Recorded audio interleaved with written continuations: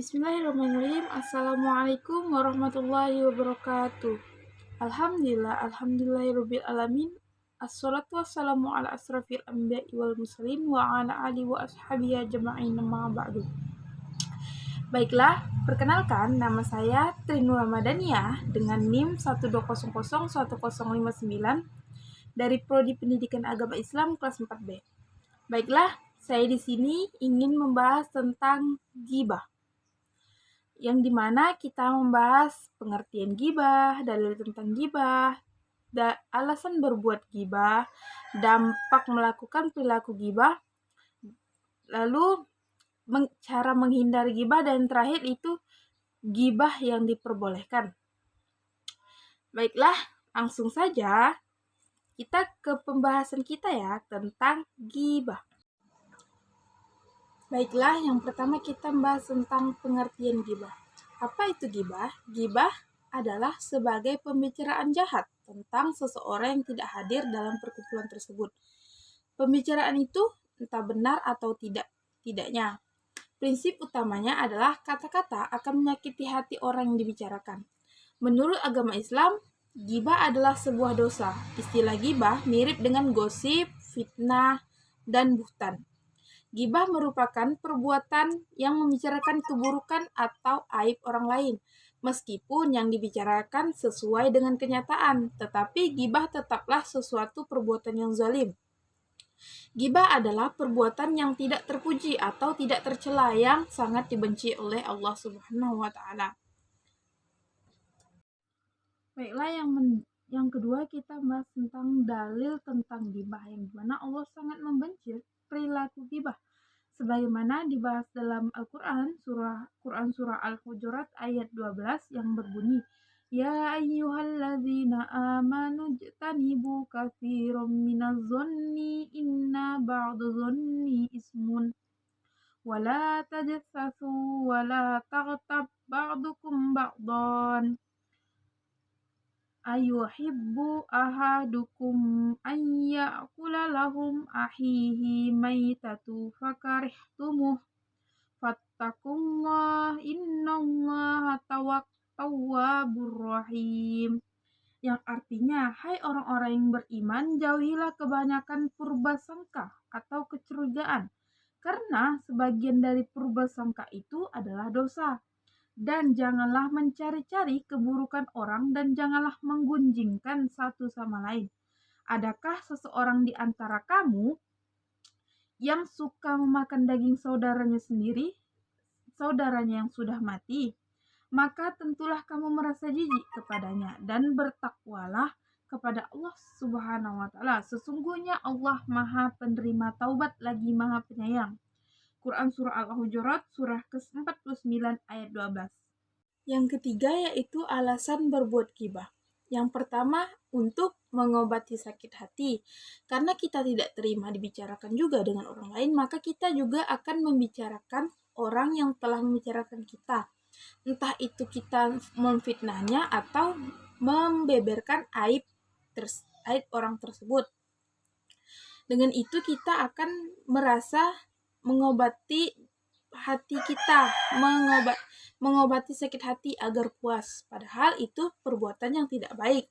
Yang kedua, mengikuti teman. Makanya kita harus memilah-milah dalam berteman. Itu kita harus melihat perbuatan yang kita harus memilah antara baik dan buruknya pergaulan tersebut. Nah, yang ketiga, kesombongan dan kebanggaan terhadap diri sendiri.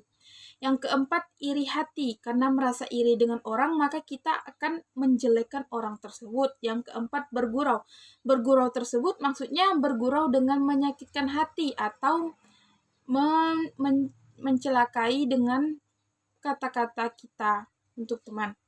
Yang terakhir yaitu menyindir atau mencaci. Karena kita menyindir teman dengan suatu kejelekan dia, maka kita menyindir dan kita membicarakan dengan antara teman satu dan teman lain, maka itu disebut dengan ghibah. Nah, yang keempat ada dampak melakukan ghibah. Ghibah ini juga memiliki dampaknya atas perbuatan kita, membicarakan orang lain. Yang pertama yaitu membuat hati kita menjadi keras. Yang kedua, merusak kerukunan sebuah kelompok pertemanan, akan menjadi pecah belah. Yang ketiga, menjauhkan teman. Yang keempat, memutuskan silaturahmi antar teman. Yang kelima, memicu perkelahian atau pertikaian antar teman. Yang keenam, menjadikan persaingan jadi tidak sehat. Yang ketujuh, menimbulkan sifat iri dan dengki di hati. Dan yang kedelapan, kebencian dan pikiran negatif yang selalu muncul di otak. Dan yang terakhir yaitu memicu permusuhan. Bahkan sampai putus tali silaturahmi antar teman kita yang biasa kita berteman. Perbuatan gibah, bagaimana cara menghindarinya? Ada cara menghindarinya. Yang pertama yaitu ingat bahwa Allah Subhanahu wa Ta'ala tidak menyukai gibah. Karena gibah ini perbuatan suatu yang tidak terpuji atau perbuatan tercela yang sangat dibenci dengan Allah, yang mana telah kita bahas dalam surah di atas tadi. Yang kedua yaitu melakukan introspeksi diri, itu mengoreksi terhadap diri sendiri, apakah benar kita seperti itu. Jika tidak, maka kita tidak usah memperdulikan omongan orang lain atau omongan yang terakhir yaitu menyadari bahwa gibah itu menyakitkan kita. Jika kita sudah tahu rasanya digibahkan, maka kita tidak boleh menggibahkan orang lain. Itu cara menghindarinya. Yang pertama, ingat kepada Allah. Yang kedua, melakukan introspeksi diri, mengoreksi terhadap diri yang sendiri. Dan yang ketiga yaitu mempunyai kesadaran terhadap diri sendiri.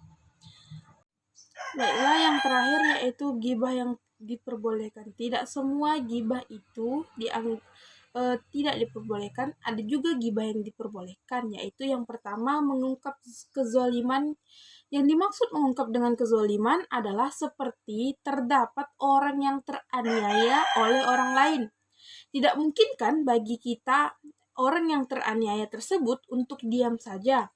Tentu ketika pihak berwajib melakukan interogasi perihal penganiayaan yang terjadi pada dirinya, maka ia harus secara terbuka menceritakan kejadian yang sebenarnya, sehingga akan menjadi jelas sesungguhnya apa yang sudah terjadi. Disinilah seseorang memboleh mengungkapkan aib orang lain karena memang diperlukan. Yang kedua yaitu meminta fatwa apabila terjadi suatu masalah di dalam rumah tangga.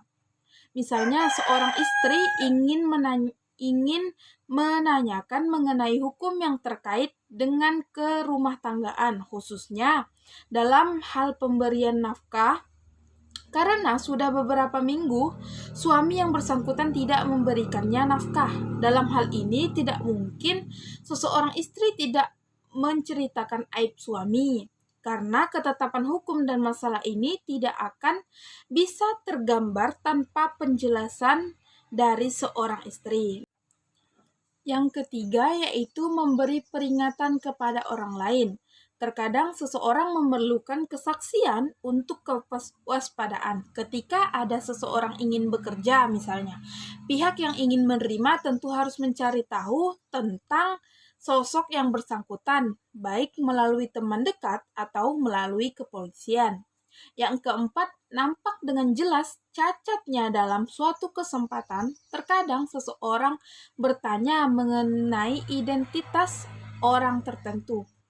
Secara kebetulan orang yang diperlukan ini memiliki cacat fisik yang sesungguhnya tidak boleh diungkapkan, karena barangkali apabila diungkapkan akan menyinggung perasaan. Dan yang terakhir yaitu memiliki perilaku buruk yang sudah diketahui luas. Tidak mengapa seseorang melakukan keburukan orang lain apabila keburukan tersebut sudah diketahui oleh masyarakat umum. Sebab hal tersebut sudah bukan menjadi rahasia lagi, tetapi sudah menjadi konsumsi publik. Dengan demikian, membicarakan perihal seperti ini tidak termasuk gibah yang dilarang. Baiklah, berakhirnya pembahasan saya. Kurang lebihnya saya mohon maaf. Wassalamualaikum warahmatullahi wabarakatuh.